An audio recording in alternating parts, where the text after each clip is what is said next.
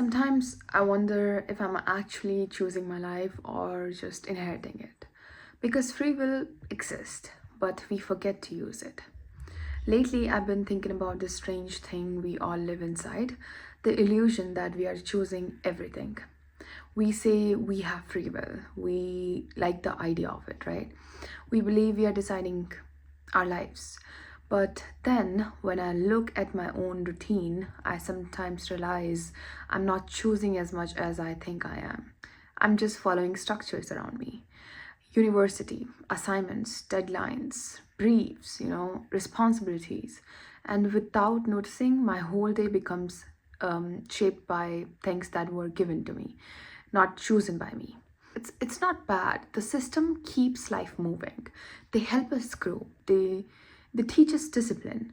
But sometimes they also make us forget that we still have a mind that can choose something else, like just going for a walk without any purpose, or not because it's part of the routine, not because it's healthy, not because you should go for a walk, but just because you feel like it. Or visiting a random place in your city with no agenda or no shopping list, or picking up a new skill without waiting for someone else to tell you that it's useful, or just doing something just because it brings you joy, just because you want to do it. That's it. Free will disappears quietly, not because someone takes it away, but because we stop remembering we have it. People don't replace free will with something dramatic, they replace it with survival, duties, autopilot, tiredness, expectations, and most importantly, convenience. We live by days instead of living inside them. A normal day could have been special, but you were busy doing what you had to do, right? And the sad thing is, we rarely notice it happening. But here is where it gets deeper. Free will isn't just about big decisions, it's about inner decisions. The decision to think differently, to question your life, to reflect on your identity, to break routines, to choose how you want to be, not just what you want to do. And this is where my idea of nothingness comes back again, the video I made, which was all on nothingness. People think nothingness is passive, right? But it's not.